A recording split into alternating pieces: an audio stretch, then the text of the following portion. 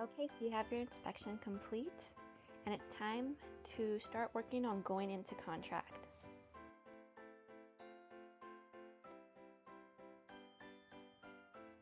Once you get your inspection report, you'll go through and review it, and you really want to focus on safety and structural issues. For example, safety issues that have come up in the past was a water line that was by an electrical panel. Definitely don't want water and electricity to mix, so that's something that you would definitely want to have remediated when you get into that home. Another issue for structural issues would have to be related to something like a foundation, the wall, water damage, something to do with the roof. Things that could potentially be major and costly that you want to address before you go to the closing table. And you can choose to have the seller fix those things before closing, or maybe do some type of price adjustment.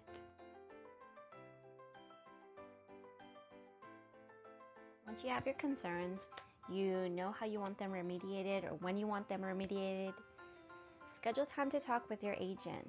Your agent can then conversate with the seller's agent, and that agent could probably reach their client immediately to see what can be agreed upon so things can keep moving along. You could also refer to your attorney. Sometimes it might take a little bit longer to schedule time to talk with your attorney to talk to the seller's attorney to talk to the seller, then the seller's attorney to refer back to your attorney, who then has to reach back out to you. It kind of creates a little bit more back and forth, takes a little bit more time.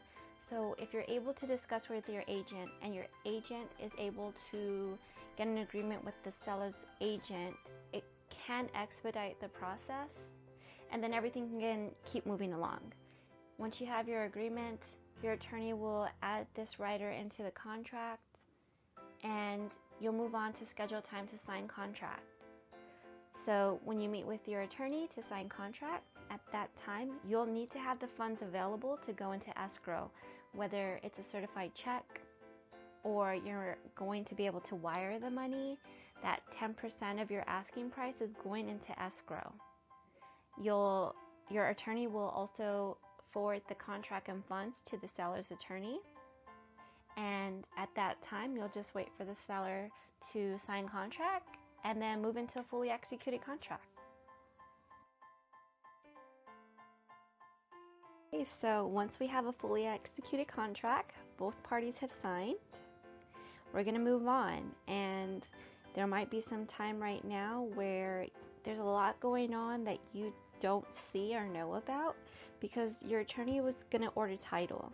The title company is going to do their due diligence to see what the history is on the home and make sure you're getting this home with a free and clear title, which means there's no violations or any liens on the home, because that could potentially be a big issue once you purchase the home and you take possession.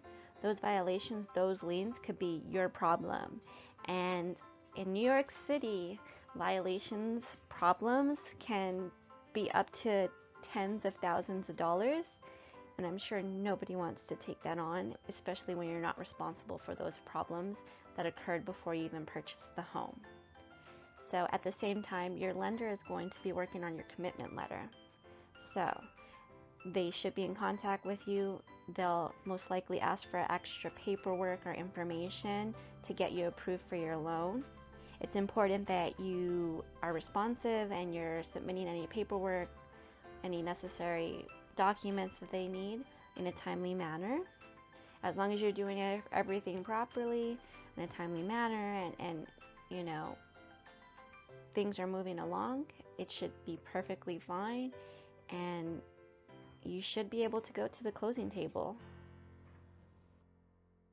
So once you receive your clear to close, your commitment letter from your bank, that's it. It's time to schedule your closing date.